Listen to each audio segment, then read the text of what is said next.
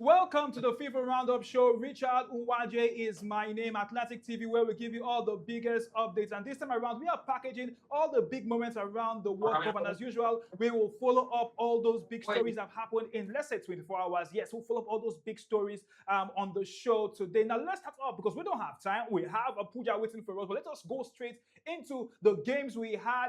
Some will call early hours of this morning, late yesterday evening. Let's look at those games we had yesterday. Now, starting up, those interesting games we had yesterday was a game between Portugal and Uzbekistan, where that game was one of those very, very interesting matches. Now, we saw the Portuguese team fly high. One man was on super fire. Call him the big man. The man they call Ronaldo, having to score, talk about two great goals in that particular game, yesterday. Everyone talking about the fact that he almost got the hat-trick. He did not get the hat-trick, but Ronaldo was on everybody's lips. Now, many are talking about what really happened in that game. Ronaldo was just that big man who understood that his work needed to be done because the other guy is scoring goals. Now, another very interesting game will be the game between Panama and Croatia. That game happened early hours of this morning. Croatia won Panama after they did, maybe some will talk on the fact that they didn't really give us the best in their first game, beating Panama by 1-0 in that very, very interesting game. And the game that got everybody talking would be when the Three Lions of England went against our neighbors, the Black Stars of Ghana, in what many call that very, very interesting game. And that game ended goalless. So shout out to the Ghanaian national team. One man, Asari, the goalkeeper of Ghana, made a lot of saves. But that game had a lot of talking points. A lot of talking points around that game. And we'll talk about all those talking points around the game, when we join Puja later on the show. Now, let's look at the games we'll be expecting to see today in the World Cup. We'll have the game between Switzerland and Canada. We'll have Morocco and Haiti playing that very, very interesting match. Puja is going to be covering that Morocco game. And we have the game between Scotland and Brazil. One very, very interesting game. Don't forget that we're moving into the next round of fixtures in the World Cup in the group stage, whereby all these games were played at group matches we played at the same time. And this is talking about how interesting the World Cup has been so far. Harvest of goals, interesting football, and many people will talk around the fact that this is what we always want to see. Now let's move and let's do the switching very, very fast, and let's move straight to Atlanta, where our very own man Puja is getting set for what many will call another very, very interesting clash. He covered the game between England and Ghana yesterday, took those beautiful pictures. He was on the streets giving us had the Vox Pop on the street yesterday, but I know Puja has a lot to say about the game yesterday. Puja, special greetings to you. The trip and everything, not easy. Having to switch into different towns. You have been into New York. You've been in Boston. We were in Boston yesterday, and today you're already back in Atlanta just for the World Cup. Let's talk about the trip before we go into the main issues of the day. But how have it been for you trying to combine the whole stress and covering the World Cup for us? Well, it's not been easy. Some people say we are used to it, but of course we are not used to stress. Nobody is used to stress, but we have to do the job. We have to follow African teams. Unfortunately, if Super Eagles were to be at the World Cup, maybe you do like a basic coverage for the Super Eagles. But now that there is no Super Eagles, you need to cover all African teams because that's what we sell. So from New Jersey, to cover the African team back to Boston, and now I'm actually in Atlanta. So in like 4 days, I've gone to like 3 cities. And apart, US is not a small town. It's a flight coverage of over 3 hours, from Boston down to Atlanta. It was straight 3 hours, and it was crazy. So just waiting for the 6 p.m. game against Morocco. After the show, I'll get some rest in the media center. But of course, we have to do what we have to do. It's very demanding, but of course, you have to do the job. And of course, you have to do the job for Atlantic TV as well. All right, thank you very much for all the efforts you're putting down there in the United States of America, where you're covering the World Cup of Atlantic TV. Now, let's talk about something very, very interesting. Now, you were in the stadium yesterday, the Black Stars of Ghana against the Three Lions of England. Now, Mm. one very, very interesting game, and I can tell you, we forget the jollof rice banter and everything, jollof banter and everything. Many Africans are proud of Ghana, but you watched that game yourself. You were at the you I don't you were not the stand. You were at the behind the post as usual. As I always say, you behind the post trying to get all those. You're the pitch side. We call it pitch side. You are the pitch side yesterday, trying to get all those pictures and everything. But you covered the game. You saw the players. You saw everything. Now let's talk about it. What was the feeling watching that game yesterday? England versus Ghana. Very interesting one. What people don't understand is the Ghanaian team is made up of top players as well. People see them and say, okay, they are Ghana, but they have the likes of Semedo. Semedo won the double, with Man City, the Carling Cup as well as the FA Cup. But yesterday was a good show for Africa. We've seen, Norway, defeating Senegal. We've seen, Cape Verde, losing to Colombia. So we want something, to hold on to. 10 African teams at the World Cup. We need at least 6 or 7 to get to the round of 32. And what Ghana did yesterday was very straightforward. They don't have to play any entertaining football. They don't need to impress anybody. What they have to impress is themselves, and that's what they did yesterday. Got a very massive 1 point, and that secured them for the round of 32. So who cares about how the games is played? You are moving forward. Imagine if they played good football yesterday, they open up and the likes of Harry came back like hat trick, the Saka score goals. People will come back to say why can't they just defend? And they knew that yesterday that if they defended well, they're going to get a point and move to the round of 32. And that's what they do. Good feeling. You can talk about the banter. Like my voice pop when I talk about the banter. When it comes to supporting the African teams, we don't have a choice. We have to support it. We have to support them. And what Ghana did yesterday was a proud moment for Africans. And talk about a proud moment for Africa. We're all proud of the Blacks of Ghana doing well against England yesterday, getting that goalless draw. But no, that game did not leave without giving us some very, very interesting drama. One of those drama would be before the match, where the man they called Jaden Spence had that, would I call it, unpopular action, or some will call it a wrong action, but we'll call it a unpopular action with the man they call Thomas Partey. Now, you yourself, you watched that game. Beyond you watching that game, you did something special that have gotten Nigerians talking. You had a particular picture you took of Thomas Partey.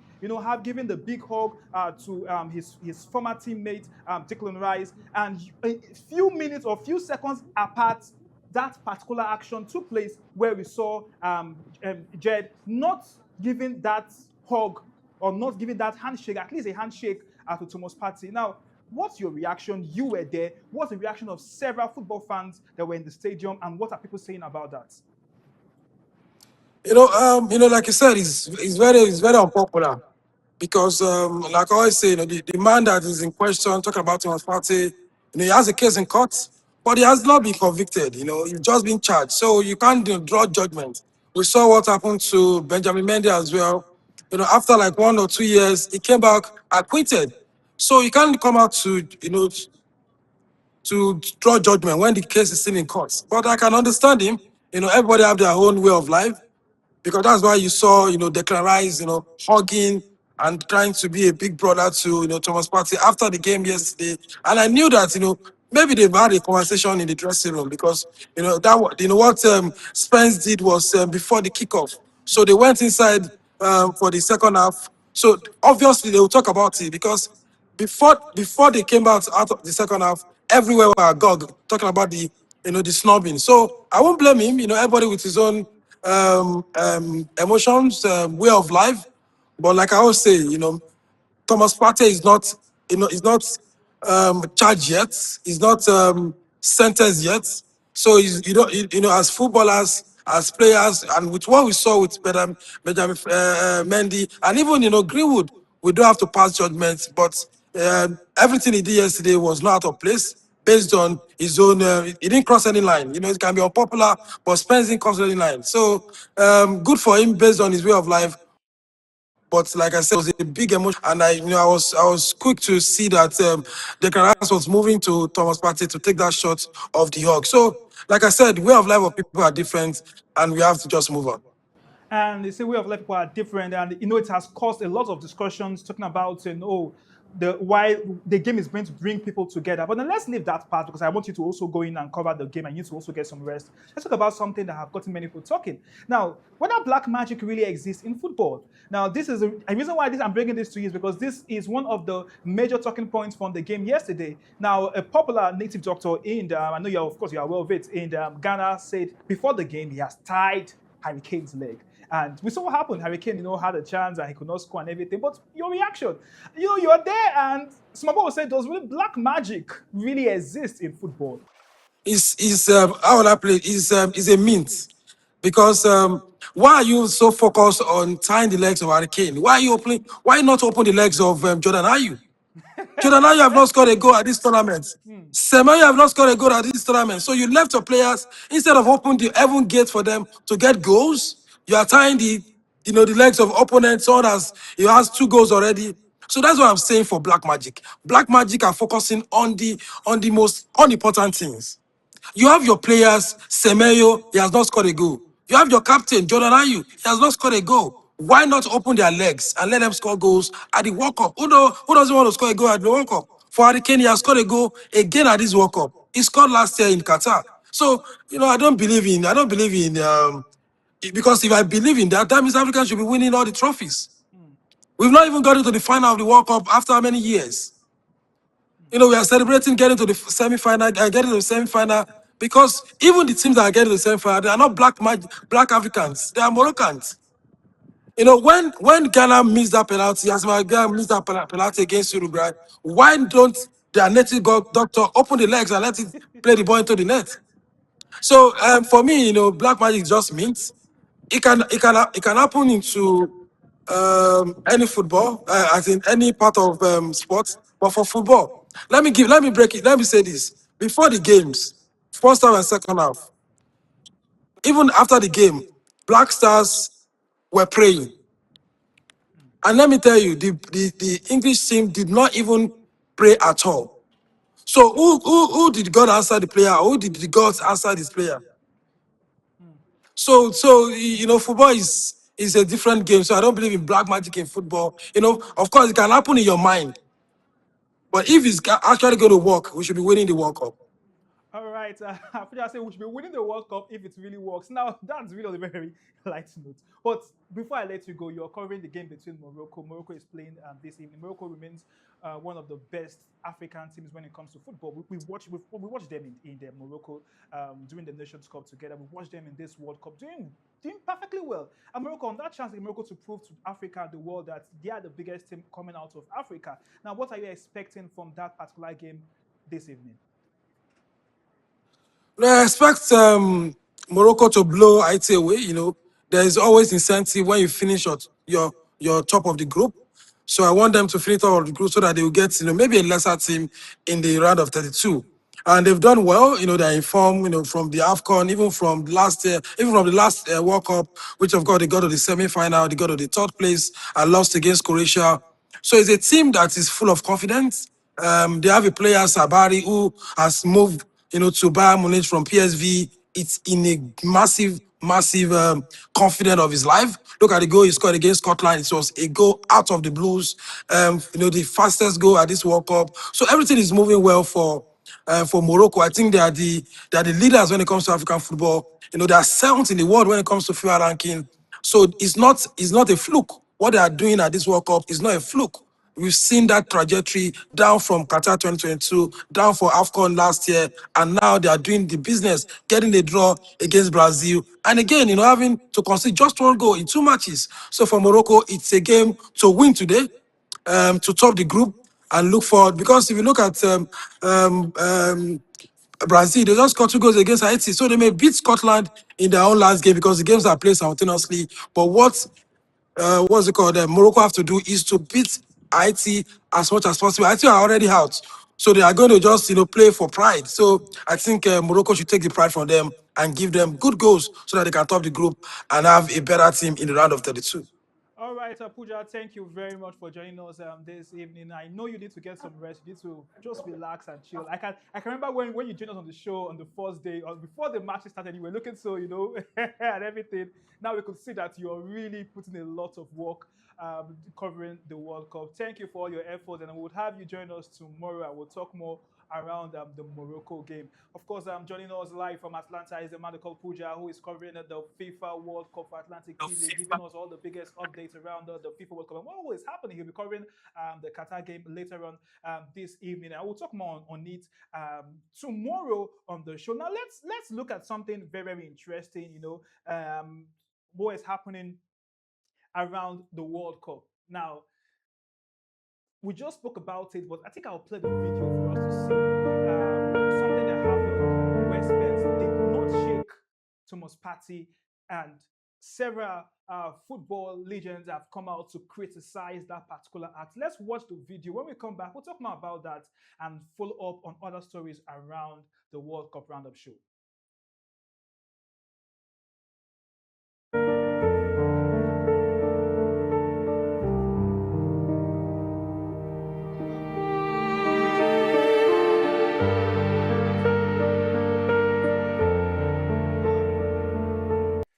And that's a video that's gotten everybody talking around the world. Everybody talking about what happened yesterday. And that's why we still the World Cup brings all those moments together and make sure that we don't miss anything. Some, according to Pooja, some would say, oh, it's a normal thing. He has the right to act that way. But I'll keep on saying it. The Matmos party is still in court. No courts have said or Pooja said, oh, this guy is guilty of committing the crime he's accused of. So he's not guilty. He's just still in court. And many of us will still criticize the act of the Tottenham player. All right, from there, let's talk about something interesting. Now, before the game against Ghana yesterday, our own very own correspondent, Pooja, was on the streets of Boston, or was in Boston yesterday, and was on the streets to get some very interesting things around the game, and he helped us gather all this report. So this is for Atlanta. Pooja on the streets of Boston. Fans the ginger. Let's go there.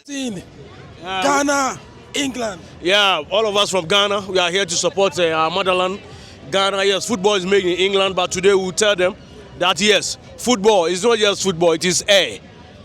And if you want proper air, come to Africa. We will show them pepper. And we want to tell them that even though they are colonial masters, today we are going to colonize them on the field of play. Yeah. So they shouldn't worry. We want to tell them that Ghana is Ghana, and we show them class. Yeah. Thank you. Go Ghana, go Ghana. What color are you seeing? What color are you seeing? We're gonna win 1-0. 1-0 is fine. Yeah, 1-0. 2-1, yeah. 2-1 is too small. 10-10. How are you feeling? Today? Well, I'm feeling good. Trust me. I've traveled that far to come We here. are so I'm feeling pleased to come here to beat England as good as they can. How is Ghana going to be beating England? We are going to beat My mom is from Ghana, so I'm supporting Ghana. You drove for how many hours? Oh, me, I come from England, so I'm supporting England. England. Come on, England. Come on, England. So what's come on, England. What's the score like? Ghana is England is Ghana really too bad. Ghana is going to beat them by 2 Trust goals me, to sir. 1. That's England 4, Ghana 1. He That's doesn't a know what he's prediction. talking about. We're going to beat them by 2 goals to 1, and we will come out, celebrating Come on, this England. game. Come on, England. This guy is Listen. done. He doesn't even know what he's talking about. He came from England and get his I ass do. whooped. And the last man Pooja was interviewing there was saying England to win by 4 goals to 1, but it didn't happen. It ended goalless after 19 minutes. But for many of us, a goalless draw against the Three Lions, we could put that or say that was a win.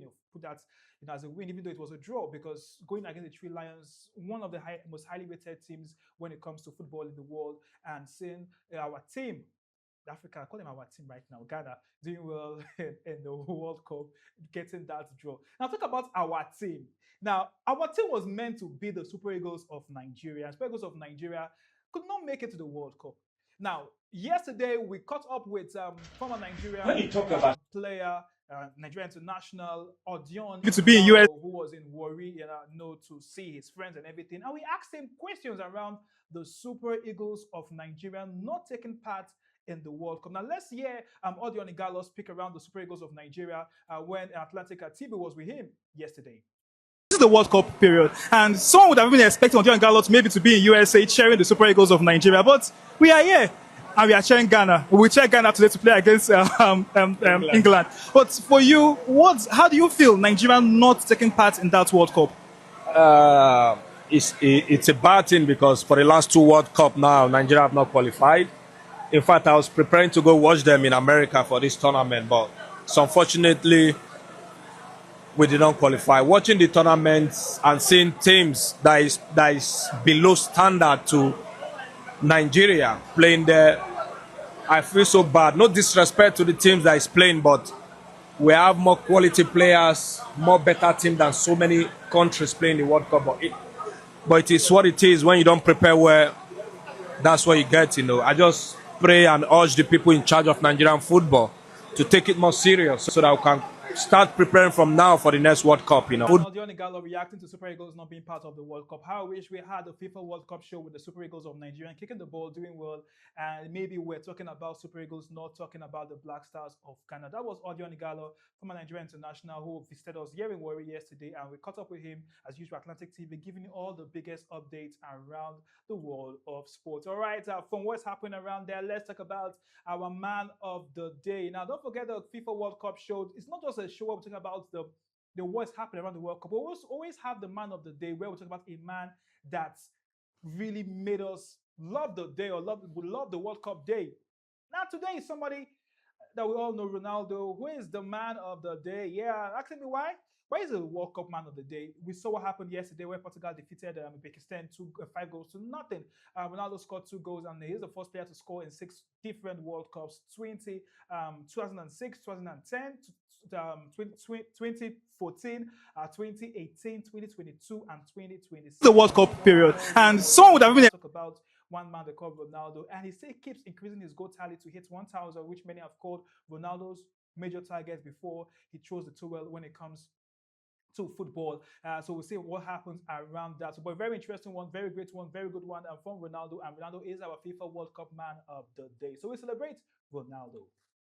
All right, from Ronaldo's talk, let's move to what's trending. Now, what's trending is the part of the show where I love that part of the show because we always have to talk about what's happening around the World Cup. Now, social media is as busy as what is happening maybe in USA, Canada, and Mexico. Different stories from different sides, different things are happening. We call those things that happen outside the pitch, but definitely important. And all these help to frame up the World Cup. Now, let's start off with this particular video that I've gotten everybody talking. This video is so interesting because we saw someone, a Nigerian, putting on a Nigerian jersey yesterday, and after the game against Ghana played England, Ghanaian fans had to strip him off the Nigerian jersey and wear him. Let him put on the Black Stars of Ghana jersey. Now, let's watch the video. When we come back, we'll talk more on this particular video.